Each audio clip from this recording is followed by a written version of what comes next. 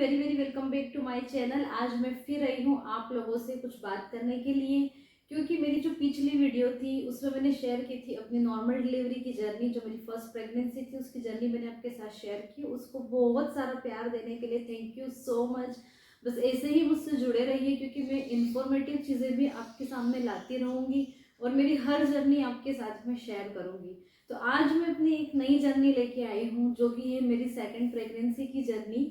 मेरी फर्स्ट और second trimester की जो जर्नी है वो मैं आपके साथ शेयर कर रही हूँ, यानी कि मेरी पहली तिमाही, पहले के 3 महीने और दूसरे 3 महीने, यानी कि मेरे फर्स्ट मंथ से लेके तो अभी जो मेरा 6 मंथ है इस तक की जर्नी आज मैं आपके साथ शेयर करूँगी। तो ये ब्यूटीफुल जर्नी आपके साथ शेयर करने से पहले ये शेयर करना ज़रूर बनता है कि इस जर्नी की शुरुआत कैसे हुई। जैसे कि मेरा पहला बेबी है, तो हम जब पहला बेबी हुआ था तब बिल्कुल भी मैंने नहीं सोचा था कि मैं कभी सेकेंड बेबी भी प्लान करूंगी। लेकिन जैसे जैसे आपका पहला बच्चा ग्रो करता है ना, आपको नीड लगती है, आपको एक फुल फैमिली चाहिए, और हमें भी एक फुल फैमिली की नीड थी, और उसी फैमिली को कंप्लीट करने के लिए हमने प्लान किया सेकेंड बेबी।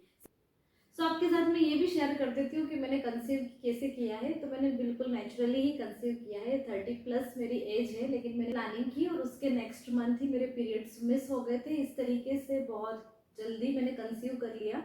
अच्छा, मैं आप लोगों के साथ एक वीडियो शेयर कर चुकी हूँ कि मेरे प्री प्रेगनेंसी सिम्पटम्स क्या थे। मतलब जब आपका पीरियड मिस होता है ना, उसके पहले ही आपकी बॉडी में काफ़ी सारे चेंजेस आने लग जाते हैं। प्री प्रेगनेंसी सिम्पटम्स कहते हैं, और वो मुझे फील होने लग गए थे और मुझे लग ही रहा था कि रिजल्ट पॉजिटिव ही आने वाला है। और हमने तुरंत ही एक ट्रिप प्लान कर ली और हम घूम के आए गोवा, क्योंकि मुझे पता था कि इस बीच में मैं नहीं जा पाऊंगी। और हम वो ट्रिप करके आए, और उस ट्रिप के बाद हमने चेक किया घर आके और रिजल्ट पॉजिटिव था।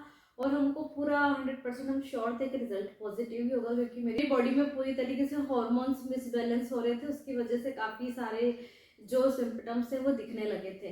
तो चलिए शुरू करते हैं मेरे पहले ट्राइमेस्टर की जर्नी। तो जैसे कि मैंने बताया कि हम ट्रिप से आए गोवा से, तो मैं ना मतलब जैसे यहाँ आई दमन, तो मैं मेंटली इतना डिस्टर्ब हो गई थी। आप जब एक ट्रिप से जाके आते हो तो आप कितना फ्रेश फील करते हो, कितना खुश होते हो कि मैं वहाँ गई थी। इवन मैंने गोवा में व्लॉग्स भी बनाए थे जो आप लोगों के साथ शेयर नहीं किए हैं मैंने।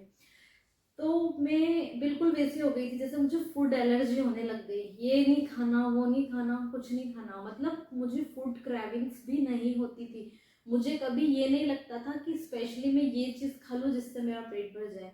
मैं बिल्कुल पेट भर के खाना नहीं खा पा रही थी। और दूसरी चीज़ ये थी कि प्रेग्नेंट होने के कुछ मंथ पहले ही मैंने एक पार्ट टाइम जॉब ज्वाइन की थी, और वो मैं कंटिन्यू कर रही थी। और मेरा ऐसा विचार था कि मैं लास्ट तक जॉब करूँगी, क्योंकि सब कुछ नॉर्मली था। लेकिन मेरी जो फर्स्ट ट्राइमेस्टर था ना, वो इतना चैलेंजिंग रहा है ना फ्रेंड्स, कि मैं आपको बता नहीं सकती हूँ।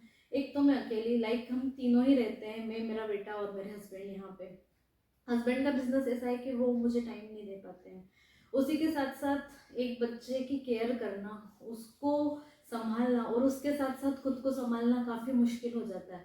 कभी कभी मुझे ऐसा लगता था कि आई वॉन्ट अ वूमन, मतलब कोई लेडी मेरे पास रहे, चाहे वो मेरी माँ हो या मेरी ससुराल वाली फैमिली से कोई भी हो, जो मेरे पास रहे, मुझे समझे, मैं उसको अपनी फीलिंग्स बताऊँ मैं कैसा फील कर रही हूँ। क्योंकि इन्हें जब मेरे हस्बैंड को मैं बताती थी तो वो उसको उस तरीके से नहीं लेते थे, क्योंकि जो बीत चुका है ना जिसके ऊपर, वही समझ सकता है इन चीज़ों को। तो इस तरीके से काफ़ी चैलेंज भरा रहा। उसी के साथ साथ मुझे क्या प्रॉब्लम थी कि बीपी लो मेरा शुरू से ही होता था, मतलब मेरा बीपी लो कभी भी हो जाता है। तो बीपी लो और ज़्यादा होने लगा, क्योंकि आप ठीक से खाना नहीं खा रहे हो, आपकी बॉडी को न्यूट्रिशंस नहीं मिल रहे हैं, और ऐसे टाइम पे तो बहुत ज़्यादा ज़रूरत होती है इन चीज़ों की। हाँ, फ्रूट्स से मेरी थोड़ी बहुत फ्रेंडशिप थी, और कुछ जो फूड है ना उनसे तो मानो मेरा रिश्ता ही टूट गया पूरे इन 9 महीनों के लिए। मुझे कभी उन चीज़ की क्रेविंग नहीं होती है जो मेरी फेवरेट थी चीज़ें। जैसे कि मैं आपको बता दूं कि मुझे चिकन वगैरह काफ़ी पसंद था, नॉनवेज खाना पसंद था, लेकिन मुझे उसका नाम सुन के भी अब नफरत होने लगी है, पता नहीं क्यों। फिर जैसे ही हम गोवा ट्रिप से आए, मैंने डॉक्टर को विजिट किया और डॉक्टर ने मुझे मेडिसिन वगैरह दी, यानी कि जो मेरा मेडिकेशन था वो स्टार्ट हो चुका था। उसी के साथ साथ ये था कि मुझे डिजीनेस बहुत ज़्यादा होती थी, चक्कर आते थे, मैं कभी कभी चक्कर खा के गिर भी जाती थी। उसका रीज़न यही था कि जो आपके फर्स्ट ट्राइमेस्टर होता है ना वो काफ़ी चैलेंजिंग होता है, आपको नोजिया फील होता है, मतलब उबकाई जिसको हम बोलते हैं, और मॉर्निंग सिकनेस होती है, वो सारी चीज़ें मुझे हो रही थी। बस एक चीज़ थी कि मुझे वॉमिट नहीं हुई, मतलब वॉमिट जैसे बहुत लोगों को काफ़ी ज़्यादा वॉमिट होती है, लेकिन मुझे ऐसा लगता है कि शायद वॉमिट हो जाती है तो पर्सन रिलैक्स हो जाता है, मुझे वॉमिट नहीं होती थी, बस चीज़ों को देख के, खाने को देख देख के उबकाई आती थी। और क्या हुआ कि एक बार तो मेरी कंडीशन ऐसी हो गई थी कि मुझे डॉक्टर ने हॉस्पिटलाइज्ड होने का बोल दिया बिकॉज ऑफ वीकनेस, क्योंकि वीकनेस बहुत ज़्यादा हो गई थी बॉडी में, और मैं हॉस्पिटलाइज्ड नहीं हो सकती थी क्योंकि यहाँ मेरे घर की सिचुएशन ऐसी नहीं थी कि मैं हॉस्पिटलाइज्ड हो जाऊँ। अगर मैं वहाँ पे एडमिट हो जाती तो मेरे बच्चे का ध्यान कौन रखता, कोई हेल्पिंग हैंड नहीं था, और तुरंत मेरे घर से भी यहाँ कोई आने वाला नहीं था। तो मैंने उनसे बोला आप जो भी मेडिकेशन मुझे दे रहे हो प्लीज़ दे दो, मैं जॉब से छुट्टी ले लूँगी, मैं घर पे बेड रेस्ट कर लूँगी, लेकिन मैं हॉस्पिटल में नहीं रह सकती, क्योंकि आप जब हॉस्पिटल में एडमिट रहते हो तो आपकी खुद की केयर के लिए तो एक पर्सन चाहिए ही सही, उसी के साथ साथ एक बच्चा भी है, उसे कौन संभालता, ये सारी चीज़ें देख के मैंने मना कर दिया। और एक चीज़ हुई थी कि जैसे 8वें हफ्ते में एक आपका स्कैन होता है, अल्ट्रासाउंड होता है, उसमें बच्चे की हार्ट बीट पता की जाती है और एक्चुअल में देखा जाता है कि जो प्रॉपरली है वो एम्ब्रियो बना है कि नहीं बना है, जो भ्रूण जिसको हम बोलते हैं हिंदी में, वो चेक किया जाता है, उसकी हार्ट बीट आई है कि नहीं आई है, क्योंकि 8वें हफ्ते तक आ जानी चाहिए, लेकिन तब तक प्रॉपर हार्ट बीट हम कैच नहीं कर पा रहे थे, यानी कि डॉक्टर कैच नहीं कर पा रहे थे। तो उन्होंने मुझे कुछ इंजेक्शन्स भी दिए थे और रेस्ट के लिए बोला था, तो मैंने 10 दिन की छुट्टी लेके रेस्ट किया। फिर मैं जैसे तैसे थोड़ी नॉर्मल हुई और उसके बाद फिर से मैंने जॉब कंटिन्यू करी, और कुछ टाइम के बाद मैंने जॉब छोड़ दिया क्योंकि मैं बिल्कुल भी कंफर्टेबल नहीं थी इन सब चीज़ों के साथ। तो ऐसी थी मेरी फर्स्ट ट्राइमेस्टर की जर्नी, जो कि बहुत ही ज़्यादा चैलेंजिंग थी। और आपकी जर्नी कैसी रही मुझे कमेंट सेक्शन में ज़रूर बताना। अब आगे बात करते हैं सेकेंड ट्राइमेस्टर की जर्नी की। देखिए सेकेंड ट्राइमेस्टर का नाम लेते से मेरे फेस पे कितनी अच्छी स्माइल आ गई है क्योंकि सेकेंड ट्राइमेस्टर मेरा बहुत अच्छा रहा है, बहुत ज़्यादा अच्छा रहा है, और मैं कह सकती हूँ कि मोस्ट ऑफ वुमेंस का जो प्रेगनेंसी का ना ये गोल्डन टाइम होता है सेकेंड ट्राइमेस्टर, यानी कि आपका 4, 5 और 6 मंथ। क्योंकि इसमें क्या होता है कि जो आपके फर्स्ट ट्राइमेस्टर में आपने चैलेंजेस फेस किए थे खाने को लेकर, नोजिया को लेकर, वो काफ़ी कम हो जाते हैं, यानी 4 मंथ के एंड होते होते ना तो सब कुछ मेरा तो ख़त्म हो गया था, ये कुछ भी नहीं था, मैं बिल्कुल नॉर्मल अपनी लाइफ जी रही थी। बेबी बम्प इतना था नहीं कि आप अनकंफर्टेबल रहे, और आपकी जो मिसकैरेज के चांसेस है ना वो 95% या 90% कम हो जाते हैं। तो आपको ऐसा कोई भी डर नहीं होता है।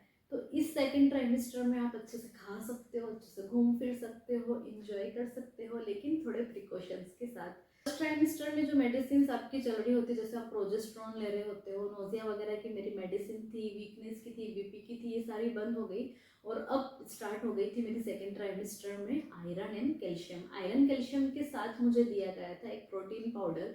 प्रोटीन पाउडर इसलिए दिया जाता है ताकि आप जो न्यूट्रिशंस ले रहे हो वो पूरे नहीं होते हैं, क्योंकि हम कोई पूरा प्लेट खाना खाते नहीं है। जैसे पहले मैंने डाइट करी है तो पोर्शन होता था खाने का, और अभी वो चीज़ें हम फॉलो नहीं कर पाती हैं वुमेंस, कि हम पूरा पोर्शन ले रहे हैं, प्रोटीन का भी, कार्ब्स का भी, फैट का भी, और कितना कितना परसेंट आपको लेना है। तो यदि आप ये पूरा नहीं लेते हो तो आपको नीड लगती है एक सप्लीमेंट की, तो उस सप्लीमेंट को दिया जाता है आपको एक प्रोटीन पाउडर के थ्रू, जो मिल्क के साथ आपको लेना होता है, क्योंकि हम जो खा रहे होते हैं ना उसका कई सारा परसेंट तो हमारे बेबी तक चला जाता है, फिर हमारी बॉडी हो जाती है वीक, इसलिए ये ज़रूरी होता है। इस सेकेंड ट्राइमेस्टर को मैंने बहुत इंजॉय किया है, क्योंकि इस ट्राइमेस्टर में ही थी दिवाली, तो पूरी फैमिली के साथ मैंने दिवाली अच्छे से करी, सारे काम किए, घर के सारे रिस्पॉन्सिबिलिटीज सब कुछ संभाला, और मुझे कोई दिक्कत नहीं। सिर्फ प्रॉब्लम होती थी लेग्स पेन और बैक पेन की। वो भी क्यों होती थी कि आप कंटिन्यू काम कर रहे हो, जैसे हम कंटिन्यू किचन में काम कर रहे हैं, 1.5 से 2 घंटे हो गए आपको, तो फिर तो देखो आप प्रेग्नेंट हो, कुछ तो चेंजेस रहेंगे, लेकिन फर्स्ट ट्राइमेस्टर वाला जो सीन था ना वो कुछ भी नहीं था मेरे सेकेंड ट्राइमेस्टर में। तो मैंने दिवाली अच्छे से एंजॉय की, 1-2 ट्रिप थी मैंने वो की, मैं अपने मायके भी जाके आई हूँ, एक बार हम मुंबई भी जाके आए हैं शॉपिंग के लिए, ये सारी चीज़ें की। उसी के साथ साथ मैंने व्लॉग्स बनाना बंद कर दिए थे, वो भी मैंने स्टार्ट कर दी, क्योंकि जब मैं कंफर्टेबल हुई हूँ तो मैंने अपनी सारे रूटीन की जो चीज़ें हैं वो स्टार्ट कर दी, मैं अपने बच्चे का भी अच्छे से ख्याल रख पा रही हूँ, और ऐसी है मेरी सेकंड ट्राइमेस्टर की जर्नी जो आप देख सकते हैं। और एक इम्पोर्टेंट चीज़ मैं आपको बताना चाहूँगी कि मैंने जब से कंसीव किया ना, पहले से ही मैं ड्राइव करती थी, बाइक चलाती थी, तो मैं अभी तक यानी मेरा छठा महीना एंड होने को आया है, 3-4 दिन बचे हैं बस इसके, जब मैं ये वीडियो शूट कर रही हूँ और आप तक पहुँचेगी तब तक सेकेंड ट्राइमेस्टर भी मेरा कंप्लीट हो जाएगा और मैं टर्न कर लूँगी थर्ड ट्राइमेस्टर में, जिसकी जर्नी मैं आपके साथ बाद में शेयर करूँगी। लेकिन बताना ये चाहती हूँ कि अभी सेकेंड ट्राइमेस्टर तक भी मैं स्कूटी चलाती हूँ, बहुत ज़्यादा नहीं, लेकिन मेरे जो बेटा है उसको मैं ड्रॉप करती हूँ एंड पिक करती हूँ, इतना मैं करती हूँ, लेकिन चला रही हूँ, बहुत सेफली चला रही हूँ। ये चीज़ें आप सब कर सकते हो। लेकिन देखिए, ये जो मैं बोल रही हूँ, ये मैं आपको एडवाइस नहीं दे रही हूँ कि आप प्रेग्नेंट है तो स्कूटी चलाएं या बाइक राइड करें। यदि आपको कोई नीड ही नहीं है तो पहली बात तो आपको ज़रूरत ही नहीं है अननेसेसरी रिस्क लेने की। दूसरी चीज़ ये है कि यदि आपकी प्रेगनेंसी कॉम्प्लिकेटेड है, आपने बड़ी मुश्किल से कंसीव किया है, तो आप प्लीज़ ऐसा कुछ मत करिए। या ऐसा है कि आपको चक्कर आते हैं, अभी भी वॉमिट हो रही है, आपकी तबीयत ठीक नहीं रहती, तो प्लीज़ मत करिए। बट मेरे साथ तो ऐसा रहा है। तो ये थी मेरी फर्स्ट और सेकेंड ट्राइमेस्टर की जर्नी, जो काफ़ी ब्यूटीफुल रही सेकेंड ट्राइमेस्टर की, और फर्स्ट ट्राइमेस्टर की रही चैलेंजिंग। यदि फर्स्ट ट्राइमेस्टर में मैंने चैलेंज फेस नहीं किए होते तो सेकेंड ट्राइमेस्टर की जर्नी इतनी ब्यूटीफुल मुझे नहीं लगती। अब देखते हैं थर्ड ट्राइमेस्टर में क्या होता है, क्या क्या चीज़ें मेरे साथ होती है, किस तरीके से क्या हो रहा है, सब आपको एक वीडियो के थ्रू देखने को मिलेगा। और यदि आप मेरी डेली लाइफ देखना चाहते हैं तो प्लीज़, मैं व्लॉग्स भी यहाँ पे डालती रहती हूँ अल्टरनेटिव डेज में, तो आप व्लॉग्स भी देखिए। व्लॉग्स में आपको मेरा डेली रूटीन, मैं क्या खाती हूँ, कैसे रहती हूँ, मेरी फैमिली कौन है, क्या क्या है, सब कुछ देखने को मिलेगा। सो मिलती हूँ मैं आपसे किसी नेक्स्ट वीडियो में। Till then bye bye, take care, stay beautiful.